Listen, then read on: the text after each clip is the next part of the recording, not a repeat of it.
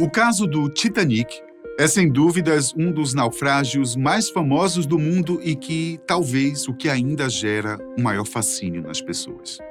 A história em si é recheada de questões que despertam o interesse público, e é claro que o filme teve um papel essencial nisso, mas não podemos deixar de lado o fato de que muitos ricos estavam a bordo. Consequentemente, o Titanic também continha uma quantidade considerável de objetos de luxo, e estima-se que mais de 5.500 itens foram parar no fundo do mar quando a embarcação afundou.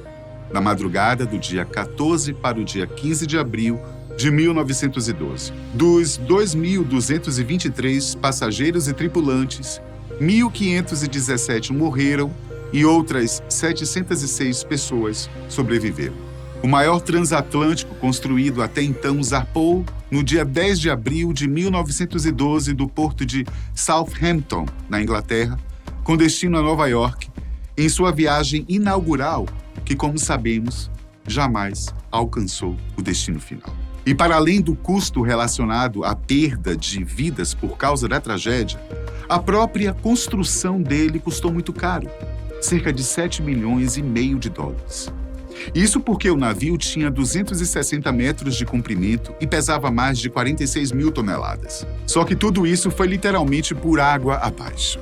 Cerca de 3 horas depois que o navio colidiu com um iceberg e naufragou a cerca de 563 quilômetros da costa sudeste de Terra Nova, no Canadá.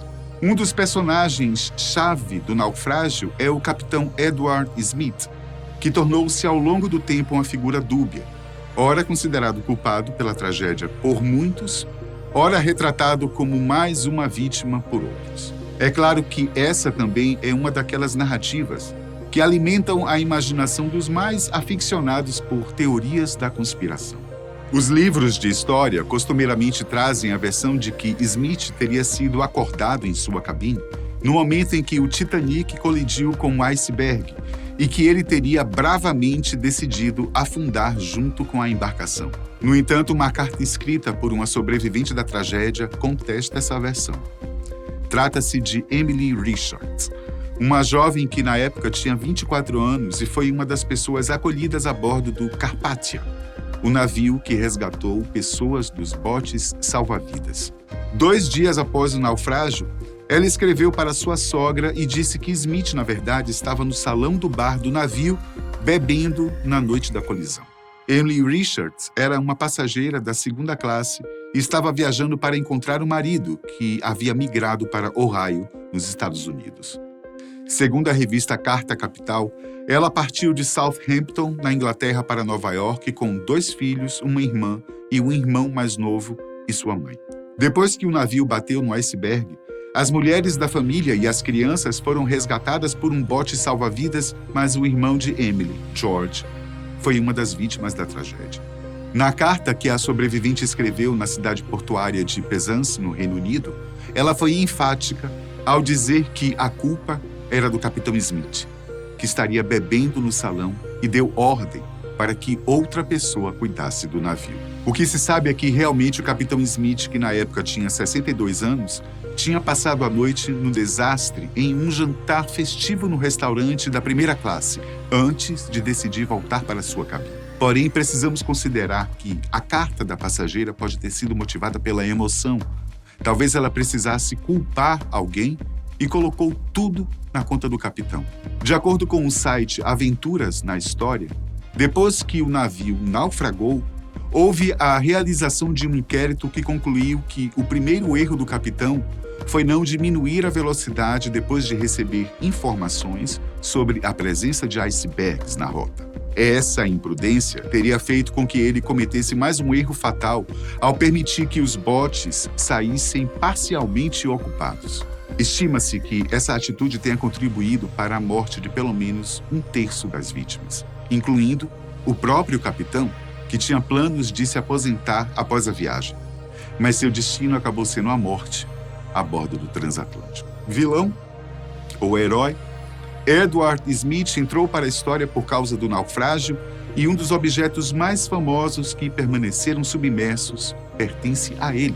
Trata-se de sua banheira particular, uma relíquia histórica que ficava nos aposentos privados de Smith, feita de porcelana e, ao que tudo indica, era um item de luxo, já que possuía encanamento tanto para a água doce quanto para a água salgada.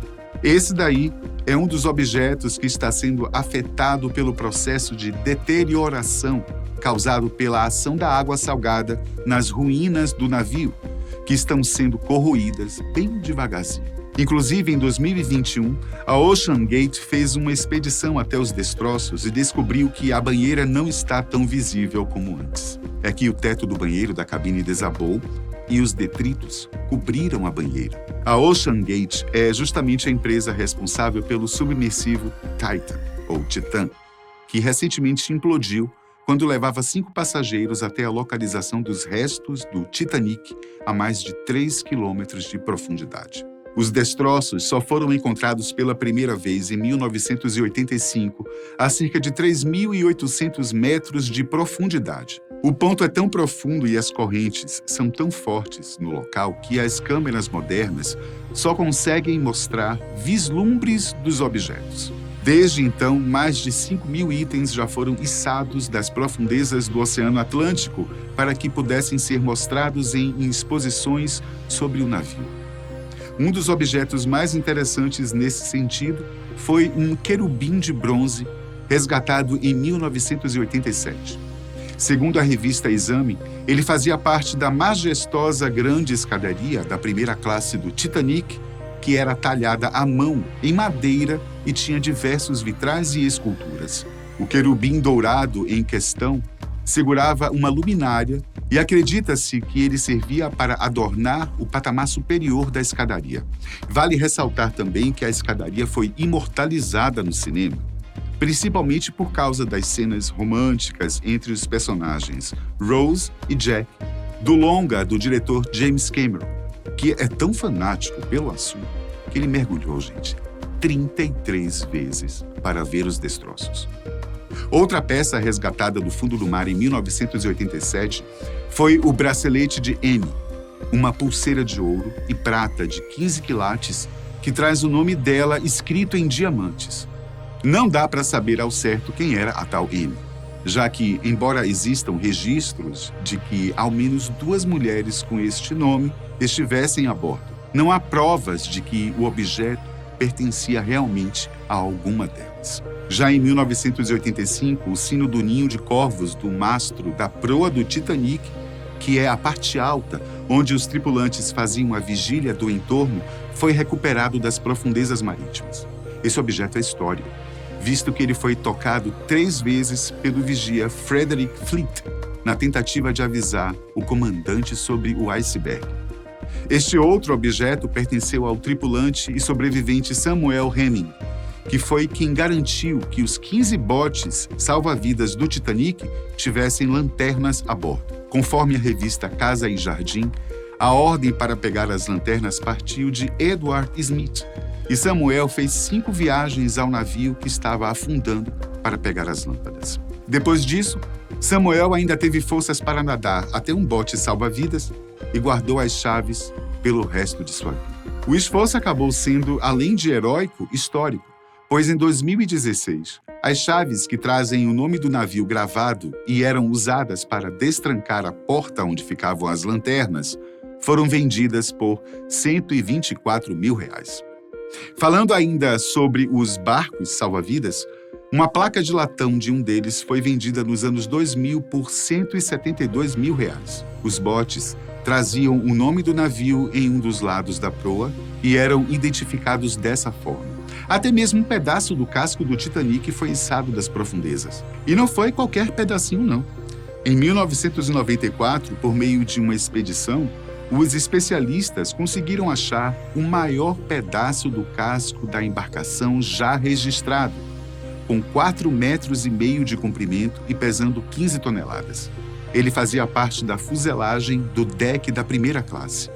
No entanto, esse material só foi retirado do mar definitivamente em 1998, após uma operação de resgate falhar em 1996, quando o cabo que segurava o casco quebrou. Um outro ponto crítico da tragédia foi a questão da pouca disponibilidade de coletes salva-vidas.